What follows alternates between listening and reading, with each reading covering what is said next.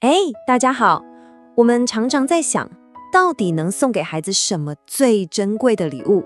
可能不是最新的玩具，也不是去哪里玩，而是一份能陪他走过一辈子的能力，一颗平静的心。今天我们就来好好聊聊这份礼物到底有多棒。好，我们直接来看看，身为家长的你，是不是觉得，哎呀，这个画面好像天天都在我们家上演啊？你想想看，是不是常常这样？积木一倒，哇，马上火山爆发；或者写功课，卡关了，就挫折地大喊我不会啦。还有那个玩得正开心，一听到该洗澡咯，眼泪马上就掉下来了。这些反应我们可能觉得是小事，但其实背后有个很重要的原因哦。他们不是故意的，是真的不知道怎么办，怎么让自己冷静下来。为什么会这样呢？你想哦，孩子的一天接收到的资讯刺激真的太多了。有个比喻我觉得超贴切的，你可以想象一下，孩子的大脑就像一本贴纸簿，上面贴了好多好多层贴纸，各种感觉、各种经验全部叠在一起，越叠越厚，越叠越乱。所以当大脑真的受不了的时候，任何一件小事真的都可能变成那最后一根稻草。那这个时候我们能做什么呢？我们可以给孩子一个超棒的工具，就是静心。它就像什么？就像是我们帮孩子的大脑按一个暂停键，就这么简单，给他一个机会从那个乱七八糟的状态里走出来，深呼吸一下，重新整理一下，找回那种稳稳的感觉。好，所以这个暂停键听起来很棒，但实际上到底能带来哪些看得见的好处呢？接下来我们就要来开箱静心可以带给孩子的7份非常珍贵的礼物。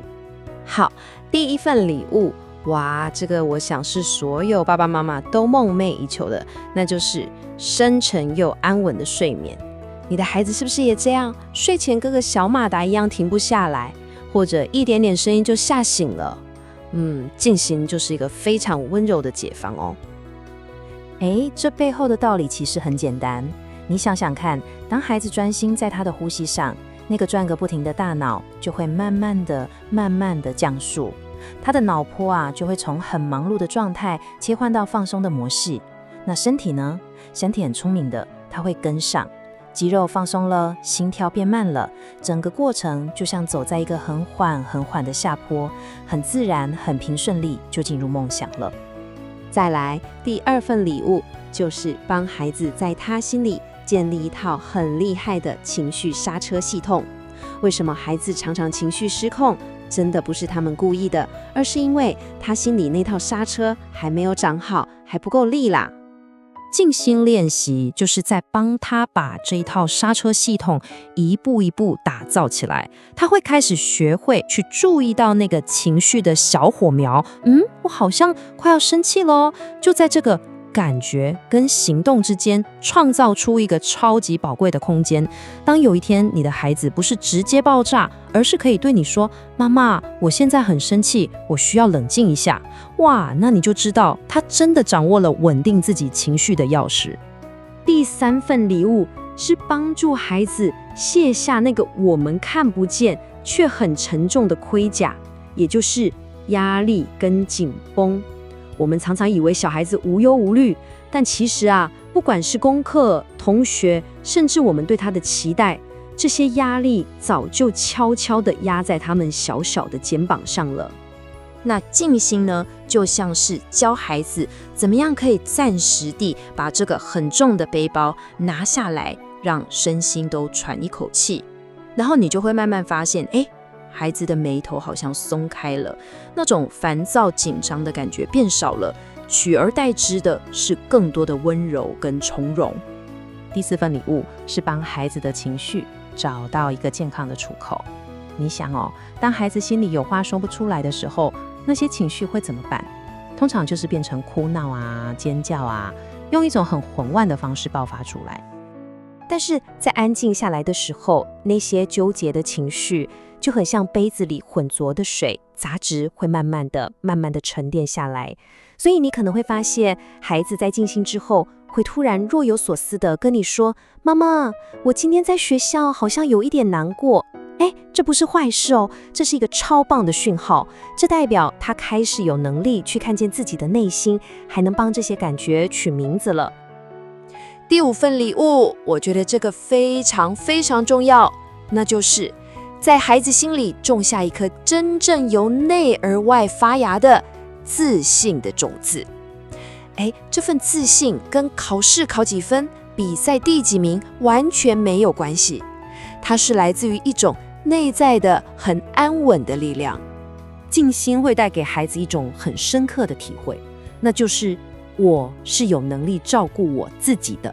你想想看，当他学会去观察、去接纳，甚至去安抚自己的情绪时，他的自我价值就不再需要靠外面的掌声来证明了，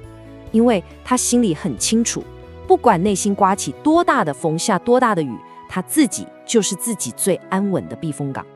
第6份礼物是帮孩子的能量找到一个平衡点，让他们从那种不是电力100%爆冲，就是瞬间断电的极端模式，切换到比较平稳的巡航模式。很多孩子是不是都这样？像一颗小马达，要么就是转速开到最大，不然就是突然没电，对吧？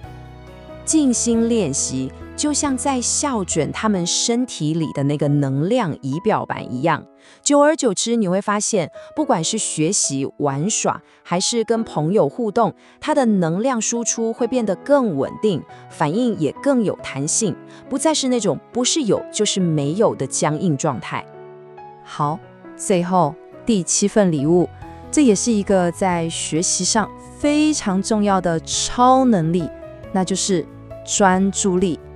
静心其实就像在帮大脑的专注力肌肉做重量训练。你想哦，每一次练习，当孩子发现自己分心了，然后再温柔地把注意力拉回到呼吸上，这个动作就是在锻炼这块肌肉。那这块肌肉练强壮了，会直接转变成更有效率的学习力，不管是写功课、看书，还是投入在玩乐里，都会更专心。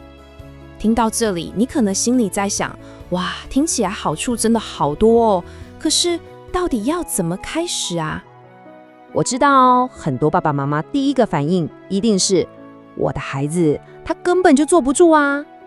别担心，这个你真的不用担心，静心练习完全不需要孩子像个木头人一样乖乖坐好。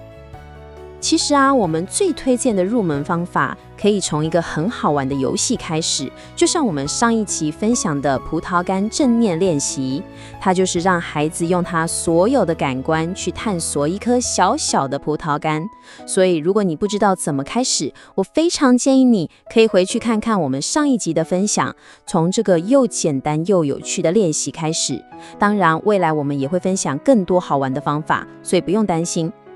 不过在开始之前，我想先强调一个非常非常关键的观念，我们带孩子练习静心，真正的目标并不是要他变乖或是安静下来，更不是要去消灭那些所谓的坏情绪。我们真正的目标是帮助孩子学会怎么样照顾自己，是给他一个可以用一辈子的内在的工具。为什么要这么做呢？最终的目的是为了让孩子心里永远都记得一件事，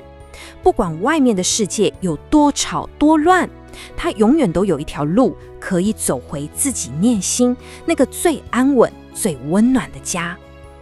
如果这份温柔又强大的礼物也让你觉得很心动，想要陪着孩子一起练习看看，那非常欢迎你订阅按亲子书房练习曲这个频道，我们会在这里继续分享更多实用又温暖的教养方法。好，那今天谢谢你的时间，我们下次见喽。